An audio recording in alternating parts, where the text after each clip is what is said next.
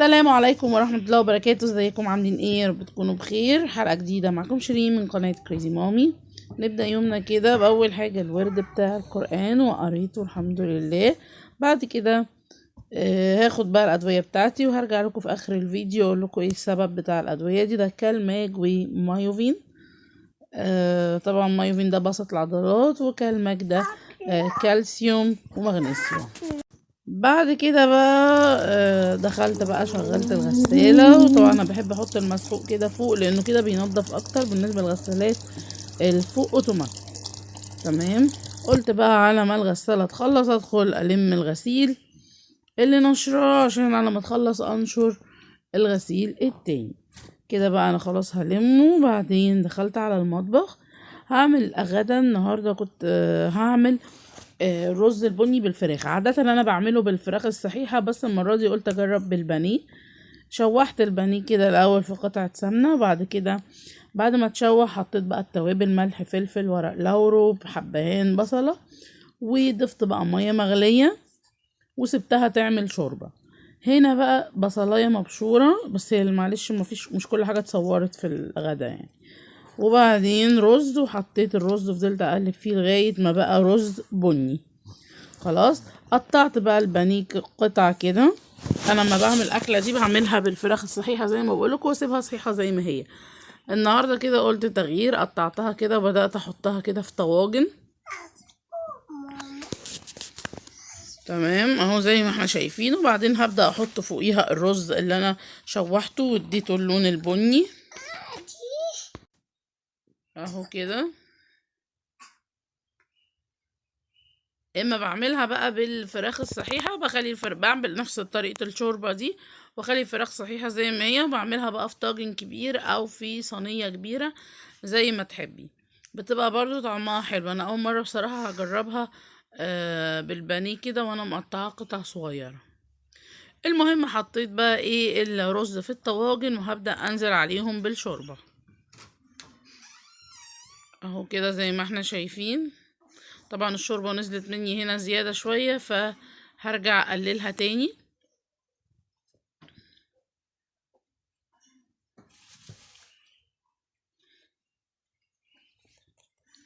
اهو كده. هنا دي حبهانة كده نزلت، فكده ببدأ بقى اقلب عشان اشوف مستوى الشوربة. طبعا زي ما قلنا الطاجن الاولاني ده زيادة وهنقص الشوربة اللي فيه.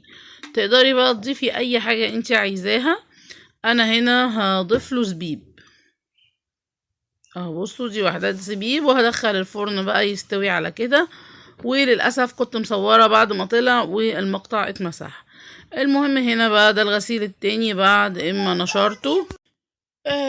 نشرت بقى زي ما قلت لكم. هنا بقى كنا بنشوف درس انجليش على اليوتيوب. هشوفكم كده تشوفوا قطع مستر ده ممتاز، اسمه مستر، القناة اسمها مستر انجليزي. ممتازة اللي عنده سنة رابعة وسنة خمسة. شوفوا كده جزء معايا ونرجع تاني. بيعيشوا in a cave. Inside it's never too hot or too cold. Inside بالداخل it's never too hot or too cold. كده خدنا 3 أنواع من المنازل. house منزل، apartment شقة سكنية، cave كهف. النوع الرابع الخيمة tent منازل. house منزل، apartment شقة سكنية، cave كهف، tent خيمة. وهنحط tent في جملة. هنا بقى كانوا طالبين من ابني مشروع في المدرسة عن السحالي وازاي نحافظ عليها من الانقراض، السحالي اللي في سينا بالذات يعني. فعملنا المشروع ده كده حاجة بسيطة كده يعني اهو تقضي ايه بالغرض. دي كده الصور بتاعته. عاملين ده كده زي بول كده، وده كده المفروض انه كوبري ان السحالي تعدي عليه بعيدة عن العربيات يعني وكده. وده كده شكل البوكس من بره بس كده. بعد كده جبت بقى شوية حاجات كده بسيطة. ده طبق بيض الشهر ده انا جايباه ب72. يعني نزل حوالي 3-4 جنيه. انا الشهور اللي فاتت جبت كمان رز، ما لقيتش غير رز سايب. ده الكيلو ب18 جنيه. وجبت كيلو ونص بتنجان ب10 جنيه. كمان جبت المكرونة عزيزة دي، معرفش بصراحة هي كويسة ولا ايه. فجبت منها 3 اسباجيتي، وجبت 3 أو 4 من الخواتم دي، و2 من المرمرية الصغيرة وكيس لسان عصفور. بس بصراحة مش عارفة سعرها ايه بالظبط. هنا بقى كده قلت احطهم في الضرفة بتاعتي اللي بحط فيها. ده كان عندي كيس لسان عصفور من الشهر اللي فات فحطيته فوق عشان استخدمه الاول، وده كان عندي كيسين رز برضو حطيت عليه زيادة. دول بقى ايه قصة الادوية دي اللي انا باخدها. انا عندي مشكلة في رجلي بقالي بتاع 4-5 شهور. في شد جامد في عضلة السمانة، وفي اول فترة ما كنتش بمشي خالص، وبعدين بقيت بمشي بس بوجع جامد في رجلي. رحت لدكاترة كتير وعملت حاجات كتير، في اخر حاجة كتب لي الحاجات دي مع ان انا خدتها في اول الدور وبرضو ما عملتليش حاجة. اخر حاجة كتبها لي اللي هي الكمادات اللي هي الازازة دي اسمها تحت خلات الرصاص، والمفروض ان انا اعملها على رجلي، بس انا مش حاسة باي تحسن.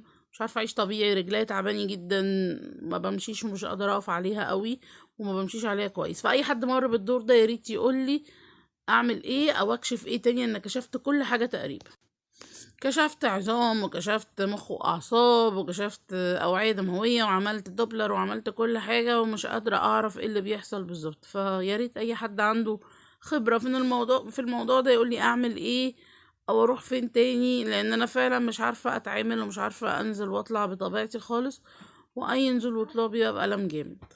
بس كده، ده كان فيديو النهارده، يا رب يكون عجبكم، ولو عجبكم ما تنسوش بقى لايك وشير وسبسكرايب للقناه. واستنوني ان شاء الله في فيديوهات تانية كتير. باي باي.